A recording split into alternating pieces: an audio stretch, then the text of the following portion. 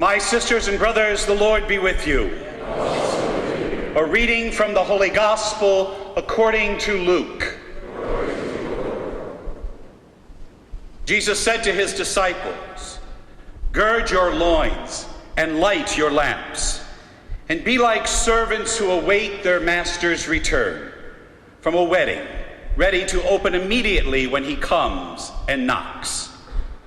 Blessed are those servants whom the master finds vigilant on his arrival.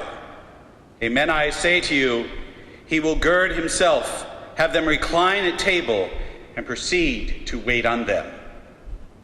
And should he come in the second or third watch and find them prepared in this way, blessed are these servants. Be sure of this, if the master of the house had known the hour when the thief was coming, he would not have let his house be broken into. You also must be prepared, for an hour you do not expect, the Son of Man will come."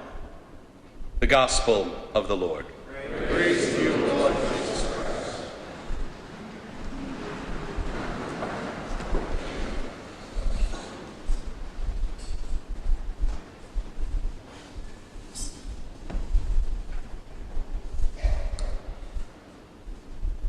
In the back of the church, as you connect through the monastery and weave your way through it, there is a long hallway that runs down Tallentine Hall. And as you get to the end of Tallentine Hall, there is this place called the office of the president. And in that place, there are many things that occur. But today I stood in the office, and there's a magnificent bay window there. And I stood in the bay window kind of just looking and thinking, what would I say about John and his abilities and his work as president of Villanova University? And I thought, if only these walls could talk. And then I thought, Ed and I would not want that to happen. So, and neither would John, I don't think. But there's a beautiful vista, and when you look at it carefully, you actually see three elements, the three important elements of Villanova University. On the left-hand side, as you look out the bay window, you see the spires of this magnificent church, and the crosses at the top, lighting up in the sky.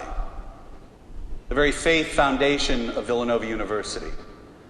The prominence of the Catholic Augustinian tradition, the prominence of the really Catholic intellectual journey that has happened here for many, many years. As you look out the right side of the building, you see the engineering building, the education of the university, the academic work of the university. You see students coming and going in this place of learning. You see them really looking at what they need to do and what they need to discover. And so you join those two windows together in some way, and we realize that it is our faith and our reaching for that faith and that faith tradition and that intellectual tradition that we are grounded in our faith and that academic excellence that Villanova strives for. But in the center window, as you look out the center window, you see a residence hall. And it's all about the students. It's all about who they are and what they are struggling to become and what they are really trying to imagine themselves doing. And we at Villanova University look at our mission, our ministry, as really joining all of those things together. Joining their faith and their academics and their life together in one continuous view. That we are constantly looking at how it is that we do what we must do. As we celebrate the life of a man who I'm sure stood in that window many times, looking out at those vistas, we celebrate the life of a man who made many decisions as this university went on. But Father John also made many decisions before he even came to Villanova University. At Merrimack College, at Carroll High School in Washington, D.C., in his PhD studies in philosophy.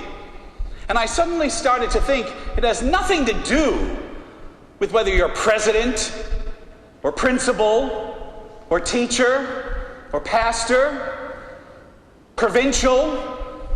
It has everything to do with being an Augustinian. It has everything to do with what we're called for, and we are not called to positions of prominence. We don't calculate for jobs. We don't go out there and look for them. We don't throw our hats into the ring so that I can be selected for it. We do what God has called us to do through the efforts of this community, through the ministry of this community. And we stand in many different places, in many different parts of the world, and we look through many different windows and see the needs of people.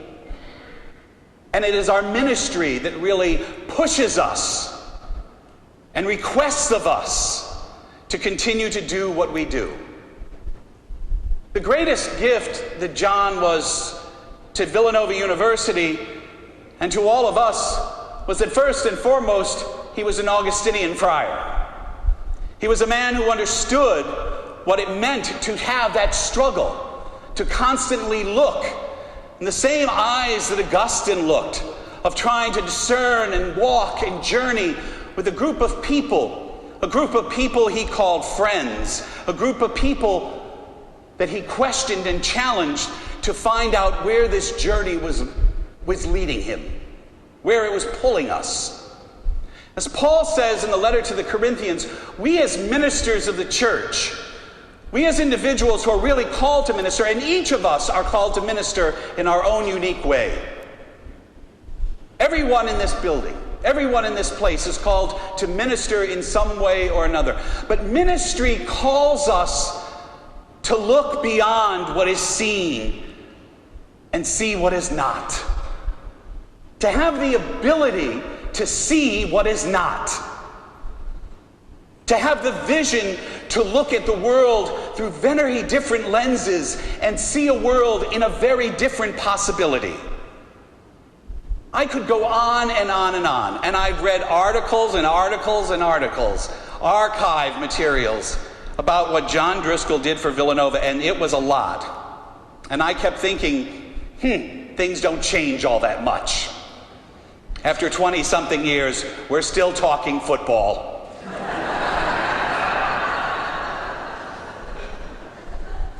But he was a man who was dedicated to academic excellence. He was a man who was dedicated to excellence in the classroom and outside of the classroom. He was a man who said Villanova must do something different, and probably was one of the first people who recognized our need to really call others to help us in this ministry in a more profound way. To call on the people who were in the classrooms, the laity, the alumni, to really come back to Villanova and begin to look at it differently. There are many buildings that he created. There are many places he created. There are many decisions he made that people liked, and there are many decisions he made that people didn't like. Through it all, he was a gentle man. He was a good man. And he was a man who was doing what he thought was best. Each one of us stands in a bay window.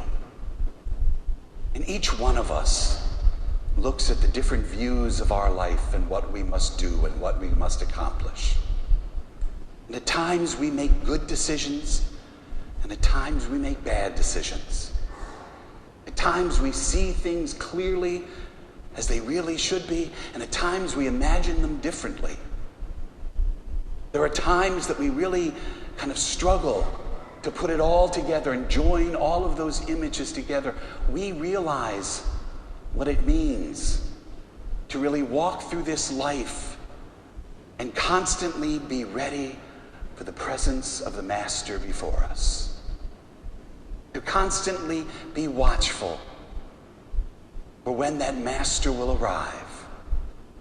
To be vigilant about the decisions we make problems we encounter, the challenges we put forward.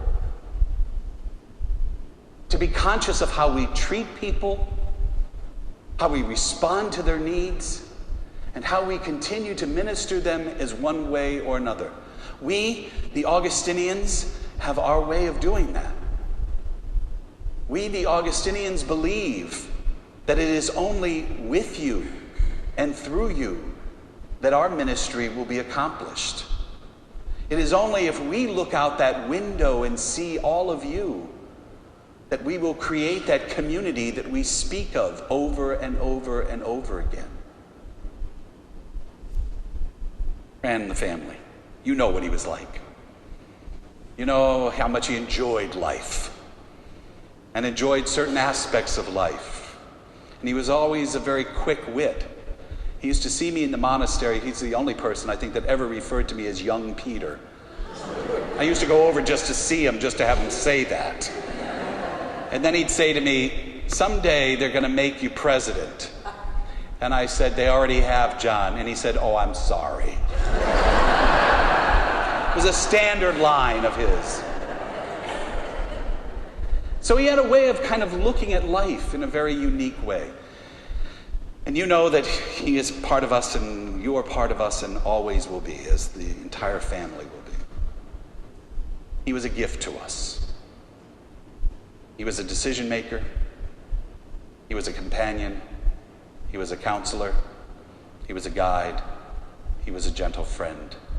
He was a visionary. He's what each of us should be and want to be. And we celebrate tonight our ability to do it.